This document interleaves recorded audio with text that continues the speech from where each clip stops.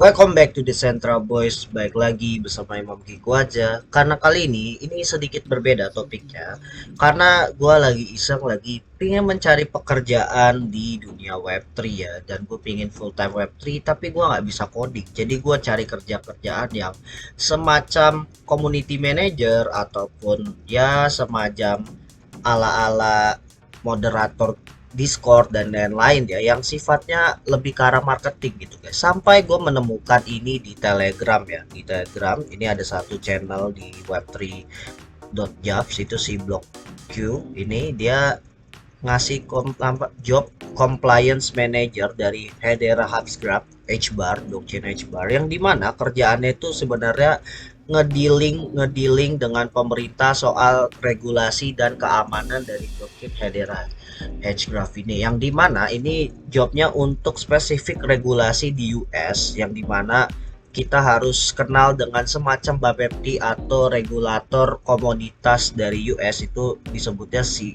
FTC ya, Commodity Future Trading Commission ya, dimana ini semacam BAPEPT-nya dari US ya atau Amrik gitu ya guys ya. Nah dan mereka ngasih syarat kalau untuk bisa memake sure kalau blockchain HBAR-nya ini tidak melakukan insider trading dan mengkonfirm keamanannya serta sekuritasnya ke CFTC ini guys. Nah dan persyaratannya itu kalian harus paham namanya rule atau aturan-aturan travel rule dari VASP atau Virtual Asset Service Provider yang dimana itu dibuat oleh FATF ya atau Financial Action Task Force. Ini dibuat secara global untuk menentukan kebijakan-kebijakan baru melawan pencucian uang atau kegiatan ilegal secara finansial ya guys ya. Nah dari VASP-nya ini itu sebenarnya apa sih guys? Nah Virtual Asset Service Provider sesuai namanya mereka tuh bakal ngelisting guidance atau aturan-aturan atau patokan-patokan baru mengenai aset-aset virtual ya guys ya yang bisa di provide gitu. Dan ini dibuat oleh FATF-nya sendiri. Nah, dan ada poin yang menarik di sini mereka itu mematok biasanya ini diregulasi standarisasinya ketika kalian untuk interaksi dari exchange antara aset virtual dan currency fiat atau mata uang negara ataupun transaksi exchange sesama virtual asetnya untuk pair trading ya biasanya ini untuk regulasi pair trading bahkan ada regulasi untuk transfer virtual asetnya dijamin transaksi virtual asetnya aman dan tidak gampang dibobol oleh hacker atau ya mungkin social engineering ya atau loophole atau celah-celah keamanan lainnya maupun secara teknologi maupun secara sosial ya gitu dan mereka juga make sure administrasi dalam eksekusi virtual asetnya itu tetap berjalan seperti aman ya. Nah dan mereka mengkategorikan berapa analisis. Nah mereka mengkategorikan apakah NFT itu sebagai virtual asset. Menurut mereka itu ya bisa dikategorikan iya, tapi tidak bisa dijadikan patokan untuk virtual asset yang liquid ya. Sesuai namanya fungsinya NFT ya, non fungible token, token yang tidak tergantikan. Nah, dan ada banyak perdebatan di sini mengenai NFT apakah sudah seharusnya dipatok sebagai standar untuk menjadi virtual asset service provider ya secara patokan ya dan ada beberapa orang seperti Gabriel Shapiro ini berargumen kalau NFT pun juga sebenarnya nggak ya tidak rare gitu ya masih orang bisa nge-copy juga meskipun ada orang yang bisa meminting dengan cara yang sama di kopas terus habis itu diminting dengan metadata yang mungkin dirubah dikit mungkin dia combat atau mengargumentasikan konsep dari PFP project gitu ya guys ya. Jadi emang ini agak-agak rancu ya, yang masih jadi perdebatan dan mereka menganggap NFT itu masih bisa menjadi virtual asset kalau untuk digital identity atau identitas secara digital biasanya untuk main game. Biasanya orang kalau istilah sweep floor, kalau teman-teman flipper NFT yang biasa beli NFT saat di harga rendah balik lagi jual tinggi dan seperti itu bisa menjadi investment yang profitable karena dianggap logikanya sama dengan transaksi properti ya gitu, dan bisa menjadi diterima sebagai kolateral peminjaman ke institusi finansial. Tapi di FATF-nya sendiri untuk memasukkan NFT sebagai standarisasi dari Virtual Asset Service Provider atau VASP ini masih belum benar-benar pasti ya gitu. Nah, next ya mereka juga membahas stablecoin. Di mana stablecoin ini apakah udah dikategorikan sebagai virtual asset atau VASP ini dalam standarisasinya? Ternyata mereka menyebutkan harus mungkin lebih kurang centralized ya. Jadi bisa lebih ataupun kurang centralized gitu ya.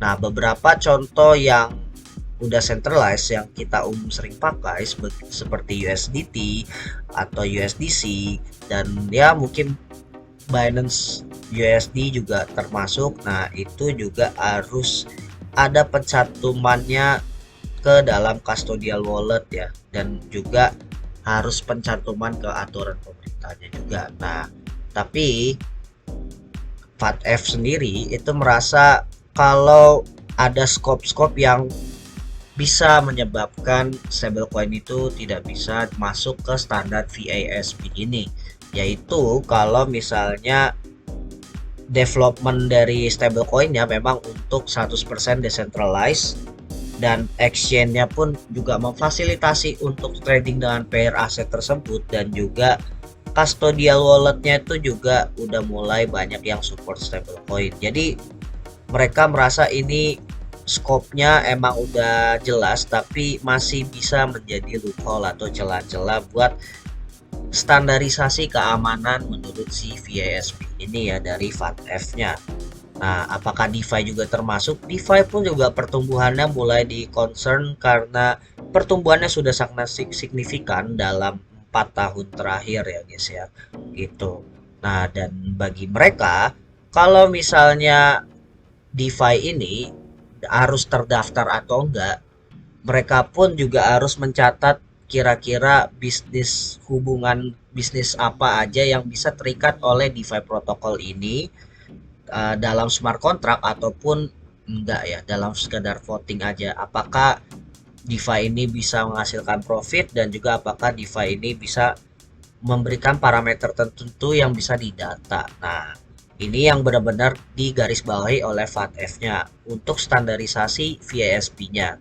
Tapi faktanya, kalau dipikir-pikir lagi, ternyata DeFi itu tidak bisa diregulasi menggunakan standarisasi VASP juga. Kalau misalnya ada resiko-resiko tertentu yang di luar jurisdiksi negara. Nah, ini jadi unik juga ya, dan ini VASP ini sangat berguna kalau kita balik lagi ke lowongan kerjaannya, sangat berguna untuk travel rule ya. Jadi kalau warga negara, terutama warga negara US di sini karena di bawah aturan ini ya, CFTC ya, itu pingin berpergian ke luar Amerika atau US tapi membawa aset-aset kriptonya ya, mungkin bisa dari wallet non custodian ataupun hard wallet dan lain sebagainya. Nah, aturan untuk trace itu atau melacak itu semua tuh gimana? Nah, itu yang mereka masih pertimbangkan ya, masih banyak studi yang harus dijalankan secara legal, secara teknologi dan lain-lain sebagainya. Jadi sebenarnya meskipun VASP ini udah dibentuk untuk standarisasinya yang dibuat oleh FATF, tapi masih belum terlalu clear ya teman-teman ya untuk cryptocurrency. Kenapa? Karena kalau kita lihat lagi, ini masih cuma secara general menggarisbawahi apa yang mereka bisa observe dan enggak gitu ya. Dan apa yang mereka pinginkan sebenarnya kan full regulatory untuk melacak setiap warga negaranya, make sure quote on quote aman ya dalam transaksi. Meskipun aman itu subjektif ya, karena balik lagi ke personalnya ketika kalian menggunakan aset kripto untuk bertransaksi atau sebagai daya simpan harta kalian. Jadi ya mungkin masih jangka waktu panjang kali ya bisa menjadi standarisasi baku untuk semua negara-negara di dunia, termasuk untuk di US ya, sebagai salah satu negara maju yang memang sangat memperhatikan sektor kripto ini. Nah, kalau balik lagi ke lowongan pekerjaannya yang di sini, kelihatannya H-Bar itu pengen memake sure atau meyakinkan regulasi-regulasi di US atau di Amerika itu untuk supaya bisa dicek asetnya benar-benar siap terdaftar di CFTC menjadi aset aman yang digunakan oleh warga negaranya maupun di dalam negeri ataupun berpergian. Makanya harus memahami VASP ini. Nah, selanjutnya di lowongan ini juga mereka yang dituntut menjadi compliance manager itu harus biasa menggunakan compliance tool secara on-chain, secara integrasi smart contract seperti Chainalysis, Cybertrace, TRM Labs.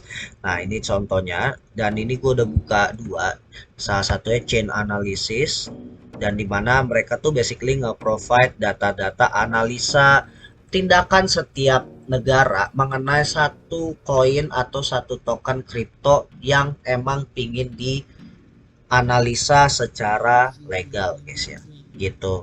Dan TRM Labs pun juga sama memprovide fitur yang kurang lebih sama, cuma mungkin beda cara kerjanya. Kalian tinggal request demo kalau misalnya kalian sebuah institusi legal yang ingin menganalisa sebuah kripto, kalian tinggal pilih di sini kripto. Kalau misalnya kalian pakai Chainalysis, request demo, nanti kalian langsung bakal dikasih panel untuk nama kalian, nomor telepon, email, bahkan website dari organisasi atau institusi legal kalian, bahkan negara kalian pun juga didata ya gitu. Nah, untuk TRM Labs itu pun juga sama caranya, nanti kalian tinggal isi namanya gitu ya guys ya. Nah, menurut kalian apakah compliance manager ini bakal menjadi lowongan pekerjaan yang sangat penting untuk setiap aset koin maupun token di setiap negara, nggak cuma berlaku di US aja ya, untuk memake sure legalitasnya dari koin ini aman digunakan untuk para usernya ya guys ya, dan juga pastinya terbukti bisa dilacak dan bisa terintegrasi dengan sistem finansial di tiap negaranya tersebut. Nah, komen aja di bawah menurut kalian bakal gimana tren ke depannya nanti guys. Oke, itu aja dari gua, The Centra Boys, signing out.